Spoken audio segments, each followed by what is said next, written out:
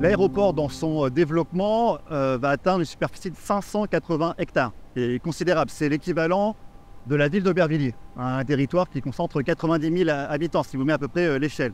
C'est autant de surface amputée aux villes d'assiettes qui vont recevoir l'aéroport militaire et civil, le Bourget, Duny, sur la Seine-Saint-Denis, et puis par la suite, le Val d'Oise. Mes arrière-grands-parents sont arrivés à Duny en 1914, en même temps, plus ou moins, que les premiers terrains aéronautiques de l'aéroport du Bourget. C'était le seul aéroport de la région parisienne. Duny, c'était un gros village de à peine 4000 habitants, enclavé entre le Bourget et cet aéroport. C'était pour moi un village campagnard. Les 2/3 de la ville de Duny vont être amputés pour permettre à l'aéroport militaire et civil de se développer. Ce développement va séparer la ville en deux. Il va y avoir d'un côté le centre-ville de Duny, là où va se développer la cité des Guillets, le centre-ville si vous voulez, et de l'autre côté de l'aéroport, du camp d'aviation, il va y avoir la zone dite de Ponty-Blon, qui est un peu un territoire isolé, complètement excentré et mis à part des services de la ville. Et ça va être du coup des questionnements très longs entre la ville et le camp d'aviation sur comment on réussit à recoudre, à retisser du lien entre ces deux espaces. Il faut être bien conscient qu'entre la plateforme et puis les villes autour, on avait une avenue, mais ce n'était pas une avenue, c'était un mur. C'était un mur de séparation. L'aéroport a toujours été une enceinte un peu clos, difficile d'y avoir accès, avec des métiers qui sont très pointus. La seconde contrainte importante, c'est les questions des servitudes aéroportuaires. Servitudes de hauteur, tout d'abord, bien sûr pour ne pas encombrer les lignes et d'envol, on va limiter la hauteur des constructions autour d'un périmètre assez important autour de la plateforme aéroportuaire, sur le Bourget, sur le Blanc-Ménil, sur Duny, mais également aux abords, également sur la Courneuve. C'est vrai que je pense, sans l'aéroport, Duny ne ressemblerait pas du tout à ce qu'elle est aujourd'hui, parce que la présence d'un aéroport à proximité d'habitation fait que les bâtiments ne pouvaient pas dépasser effectivement 4-5 étages. Ça, c'était une règle pour les servitudes aéronautiques. Ce qui a surtout été visible pour la construction de l'hôtel de ville du Bourget en 1935, où il était prévu de faire une grande tour, un grand beffroi, comme c'était la mode à l'époque, et la hauteur au final de la tour a été réduite à peu près des 2/3 pour pouvoir respecter les servitudes de hauteur. L'aéroport va également générer des opportunités pour le territoire, et ça va faire venir un grand nombre d'activités. On pense au premier dès les années 20, dès les années 30, l'aéroport étant un lieu de spectacle. On vient voir les raids, on vient voir les avions décoller, on vient voir par dizaines de milliers l'arrivée de Lindbergh en 1927. Eh bien, ce succès populaire de l'aéroport va induire à proximité l'installation et l'ouverture de bars, de restaurants, de dancing. On va avoir des hôtels pour les voyageurs, mais aussi des hôtels pour les pilotes. Ma voisine qui est en face de l'aéroport, elle a vu des hôtels de l'air et des pilotes qui logeaient aussi, parce qu'il y a un petit hôtel en face de l'aéroport. Elle a vu tout ça, elle, de 4 mètres. Je me rappelle quand j'étais petit, parce que mes parents ils tenaient un commerce à la Courneuve, donc ils faisaient hôtel aussi, pension familiale, et donc on avait des locataires qui partaient à l'aéroport, qu'on les emmenait au Bourget. Je me rappelle, j'étais petit. Il y avait un Félix Potin là, et il y avait les pilotes qui venaient. Alors bon, ils se prenaient leur commission, ils prenaient un petit peu aussi des choses quand même à boire. Alors un jour, j'aurais dit, faites attention, hein, parce que nous, on est en dessous, et au Félix Potin, il m'avait dit, c'est pas grave, avec un coup d'oxygène, tout part. À l'époque, KLM relâchait ici, UTA évidemment, parce que c'était sa base, et il y avait aussi Aéroflot. En face de l'aéroport, il y a une belle pharmacie. Ils se sont fait beaucoup d'argent, parce que les équipages d'Aéroflot arrivaient à 3-4 équipages et ils repartaient avec des sacs à provisions pleins de médicaments, parce qu'il n'y avait pas de médicaments en URSS à l'époque. Toutes ces activités vont prendre des noms qui évoquent la présence du Bourget, de l'aéroport, le bar du port de l'aviation, le bar de l'Air Bleu, l'hôtel de l'air, le cinéma qui lui-même aussi porte ce nom très évocateur, l'Aviatique. Ah oui, l'Aviatique, l'aviation. Je l'ai connu ouvert, moi, ce cinéma. Je Il connaît ouvert, bah oui. On allait voir des films. On est allé un peu tout seul ou avec les grands frères. Vous savez, quand on était gamin, on est petit, on voyait que c'était grand. Hein. On y allait pour voir commencer. C'était bien, qu'on voyait les chaises en rouge, c'était mousse. Ça nous faisait plaisir. On regardait, c'était pas la même chose à la maison, quoi, voilà. J'y allais souvent avec mes copains et mes copines. Et c'était très agréable. En plus, il y avait aussi la personne qui, disons, offrait des glaces avec sa corbeille. Il y avait des petites publicités sympathiques. Voilà, donc c'était agréable. L'identité de la ville, et donc son identité aéronautique a forcément impliqué la vie quotidienne du Bourget. Parce que quand vous promenez, vous avez des plaques avec le nom de certains aviateurs, Lindbergh, Costé-Bellonte. Normandie-Niemen, elle existe aussi à Blanc-Ménil d'ailleurs. Cette rue-là, la Normandie-Niemen, certainement c'était les pilotes pour ça. Ma belle-mère qui habite pas très loin, c'est rue Ningesser, après rue Colly, vous voyez, c'est quand même des lots de pilotes quoi, qui étaient là. Quoi. Ouais. C'est aussi l'image aussi du Bourget d'Ugny. Et il y a des grands aviateurs qui sont partis de cet aéroport. Et je pense que c'est grâce à eux qu'on a pu connaître nos deux communes, quoi. On va avoir plutôt sur l'aéroport du Bourget des entreprises de maintenance, de gestion, d'entretien des avions de compagnie. Et c'est une activité qui se maintient encore en place.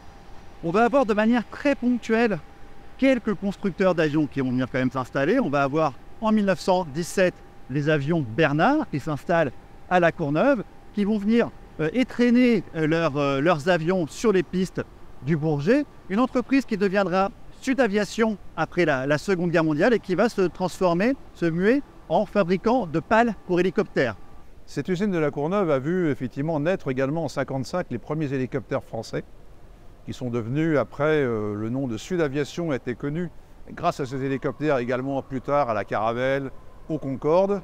Entreprise qui deviendra donc par la suite Eurocopter, puis Airbus Hélicoptère et qui va venir s'installer en quittant La Courneuve sur Duny, juste derrière nous, pour continuer la fabrication des pales d'hélicoptères. L'usine de La Courneuve était devenue un peu petite, donc il a fallu trouver une solution pour l'agrandir. Il y avait une belle opportunité face à l'aérogare du Bourget, de l'autre côté des pistes, la base aérienne aéronavale de Duny. J'ai fait une formation de mécanicien, au départ, mécanicien dans l'armée de l'air. Et ensuite, je suis rentré à Sud Aviation. La boîte se montait. À l'époque, on était une dizaine de personnes. Et la boîte a grossi très vite. On est passé très rapidement à 80 personnes, avec des succursales à Lyon, à Lille, Marseille, Abidjan, etc. Bon, c'était un peu la folie. Il va y avoir un renouvellement, alors une croissance démographique d'une part, puis un renouvellement sociologique également de la population. Sur le Bourget, on va plutôt être sur une population civile qui associe à la fois des personnels, des entreprises qui travaillent sur la plateforme, donc toutes les entreprises des compagnies de maintenance notamment, puis des personnels liés à l'aéroport. Il y avait les ateliers d'approvisionnement de pièces, les ateliers de réparation. Il y avait le grand hangar qui accueillait tous les avions en réparation. Il y a toujours eu les métiers associés de peinture et d'intérieur, menuiserie intérieure, etc. Enfin, tous ces métiers d'aménagement interne qui employaient 2 ou 3 sociétés sur le Bourget. Toute la région est ouvrière. Voilà, mais il y avait une véritable structure autour de l'aéronautique, construction aéronautique. Mon père étant mécanicien, parfois il m'a amené sur l'aéroport, donc dans les hangars où il était amené à intervenir sur les avions. Et puis donc ma mère, elle, a commencé apparemment sa carrière en tant que sténodactylo à Air France. C'est-à-dire qu'il y a beaucoup de gens qui ont habité le Bourget, Duny ou Blanc-Ménil, qui effectivement ont fait leur carrière dans l'aéronautique. Et il y avait effectivement une communauté, on va dire, de l'aéronautique, habitant ces communes. On les voyait, ils restent en tenue, et ça, même les hôtesses, toujours habillées pareil, ouais, ils habitaient, beaucoup habitaient le Bourget. Je revois des gens en casquette et puis leur galon, oui, bien sûr. C'était à côté de l'aéroport pour eux, je pense que c'était quand même côté pratique aussi. Hein. Bon, l'aéroport a été déclaré aéroport civil après la guerre de 14-18.